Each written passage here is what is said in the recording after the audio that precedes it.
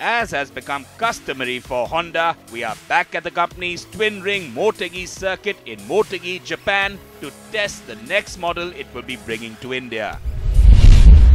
Honda's big launch in 2016 will be this car, the BRV Compact SUV. The current rage for the Hyundai Creta might have died down a bit by then, and the BRV will look to make its own serious impression. The model we have tested in a very brief ride was not India spec, but it still gives us a good idea about what to expect on this car. Based on the same platform as the Amaze and Mobilio, which do look alike, the good news is that the compact SUV looks different. It doesn't look that compact after all, but instead looks long and tall.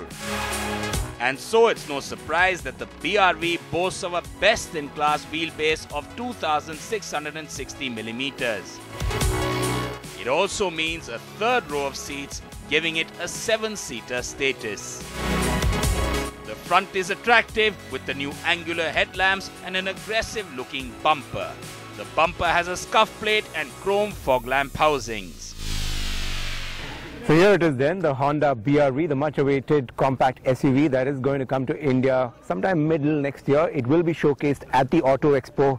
And this one that you see here, right now in Tokyo. We're just getting the prototype, the Indonesia spec model to drive, just to get a feel of what the BRV really offers.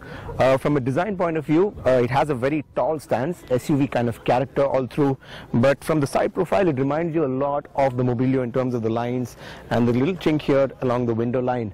But otherwise you've got roof rails, it sits nice and tall, and a nice long wheelbase that indicates there's lots and lots of space on the inside.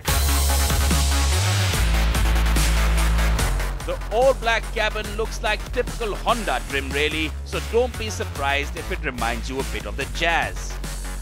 But the prototype we drove did have a more upmarket feel. There isn't anything here that you wouldn't have seen before, and we don't expect the India spec model to be very different. Space inside the cabin is aplenty with generous amount of headroom even in the third row, which is a good counter to that Duster, isn't it?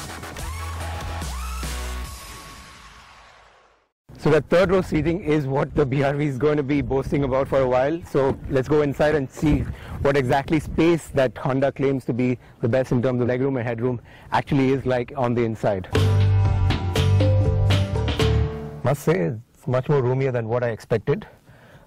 Decent amount of legroom, headroom is fairly sufficient, and you've got a nice window patch here, so it doesn't give you a sense of being cramped.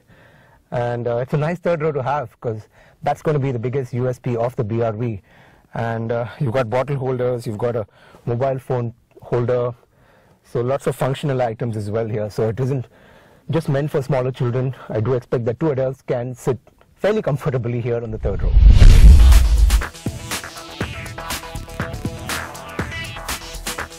Our drive with the BRV was quite limited, but the prototype we drove had a 1.5-litre engine mated to the new generation CVT gearbox that comes on the Honda City. This CVT offers fairly smooth acceleration, ideal for city driving, and a decent petrol automatic is something this segment could use. But strangely for us, despite the slightly higher center of gravity, the driving impression felt less SUV-like and more MPV-like, especially with the long wheelbase. Honda will look to tweak the engines, especially the diesel, to offer a bit more SUV-like performance. So is the BRV worth waiting for? We definitely think it will stir the honeypot. A 7-seater compact SUV with impressive looks and generous space is something that will certainly get a lot of attention. And we cannot wait to fully test the India spec BRV very soon.